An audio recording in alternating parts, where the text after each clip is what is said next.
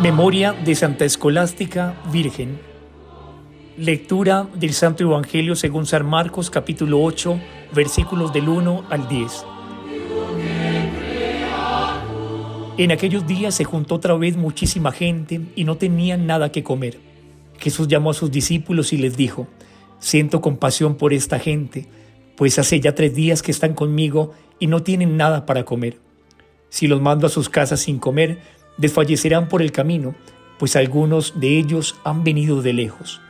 Sus discípulos le contestaron: ¿De dónde podemos sacar en este lugar desierto el pan que necesitan? Jesús les preguntó: ¿Cuántos panes tienen ustedes? Respondieron: 7. Entonces mandó a la gente que se sentara en el suelo, y tomando los 7 panes dio gracias, los partió y empezó a darlos a sus discípulos para que los repartieran. Ellos se los sirvieron a la gente. Tenían también algunos pescaditos. Jesús pronunció la bendición y mandó que también los repartieran. Todos comieron hasta saciarse, y de los pedazos que sobraron recogieron 7 cestos. Eran unos 4,000 los que habían comido. Luego Jesús los despidió. Enseguida subió a la barca con sus discípulos y se fue a la región de Dalmanuta. Palabra del Señor. Gloria a ti, Señor Jesús.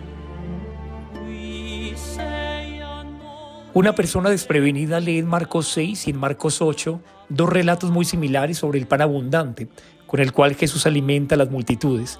Sin embargo, cuando los textos se leen con cuidado y en su contexto respectivo, apreciamos notables diferencias. Cuando los primeros cristianos, poco después de morir Jesús, anunciaron el Evangelio a los gentiles, sintieron la necesidad de mostrar cómo los nuevos hermanos estaban llamados también a participar de la Eucaristía y a recibir el cuerpo de Jesús. El Maestro vino a salvar no solo a los judíos, sino también a los gentiles. Este relato paralelo de los panes, muy parecido al anterior, se ubica en la orilla occidental del lago de Galilea, es decir, Jesús está en la margen oriental, pues el lado oriental del lago no era territorio judío, sino gentil. Así, Jesús da los panes también a los extranjeros y los invita a la Eucaristía. Si ahora comparamos los 2 relatos desde esta perspectiva, captamos mejor el sentido. El primer signo de los panes fue para los judíos. Se hizo con 5 panes. Para los judíos el 5 era un número importante. Representaba el Pentateuco, la ley de Moisés, y era el alimento esencial. Jesús, con los 5 panes, les dice: Yo soy el nuevo alimento y reemplazo la antigua ley. En cambio, el segundo relato se dirige a los gentiles. Se hace con 7 panes, porque según la creencia popular, existían en el mundo 70 naciones paganas. Su lista incluso aparece en la Biblia. Por eso el 7 era el número más adecuado para representarlos a ellos. En el primer relato comieron 5,000 personas, es decir, 5 por 1,000, o sea, la multitud del pueblo judío. En cambio, en el segundo texto comieron 4,000 personas, es decir, 4 por 1,000, o sea, la multitud de los pueblos de la tierra entera. En el primer caso sobraron 12 canastas, porque el número 12 alude a las 12 tribus de Israel. En cambio, en el segundo sobraron 7 cestas. El 7 alude a las naciones gentiles. En el primer relato, la gente vino de las aldeas y los pueblos vecinos, porque el pueblo judío está cercano a Jesús. En el segundo relato, la gente vino de lejos, pues las naciones paganas estaban distantes del judaísmo. En el primer relato, la gente solo esperó un día para comer los panes ofrecidos por Jesús. Se trata de la prontitud con la cual el pueblo judío se benefició de la Eucaristía. En el segundo relato, la gente esperó 3 días sin comer. Se refiere al tercer día de la resurrección, después de la cual llegó el Evangelio hasta los pueblos gentiles.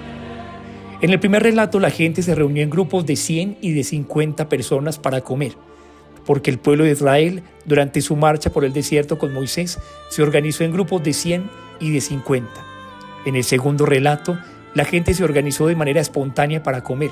Es la libertad de las naciones gentiles frente a las estructuras judías. En el primer evento, los apóstoles toman la iniciativa y se afligen por el hambre de la gente. Se interesan, como los primeros cristianos, por transmitir el Evangelio a los judíos. En el segundo, la gente esperó 3 días sin comer y los apóstoles no reaccionaron hasta cuando Jesús les mostró el hambre del pueblo. Es decir, los primeros cristianos se demoraron en anunciar el Evangelio a los gentiles. En el primer caso, Jesús se conmueve por la gente, pues estaban como ovejas sin pastor. Se cita así una profecía de Ezequiel, donde Dios se iba a ocupar del hambre de su pueblo. En cambio, en el segundo, Jesús siente compasión de la gente, porque llevan 3 días sin comer. También los gentiles, aunque no entraban en la profecía de Ezequiel, son amados por Dios, y por eso Él se ocupa de su hambre. En el primer relato, la gente se recuesta en la hierba verde, una alusión al Salmo 22 conocido por los judíos. Dios es mi pastor, nada me falta, en hierbas verdes me hace recostar. En cambio, en el segundo, la gente se sienta sobre la tierra, pues la universalidad de los gentiles, la totalidad del mundo, se recoge en la palabra tierra. En la comida con los judíos, las sobras de pan se recogieron en 12 canastas. La palabra griega usada indica los recipientes pequeños, tejidos de caña y mimbre, cófinos, usados por los judíos. En cambio, en la comida con los gentiles, las sobras se recogieron en 7 cestas. Aquí el término griego spiris alude a los recipientes grandes de cuerda, empleados por los gentiles para sus provisiones.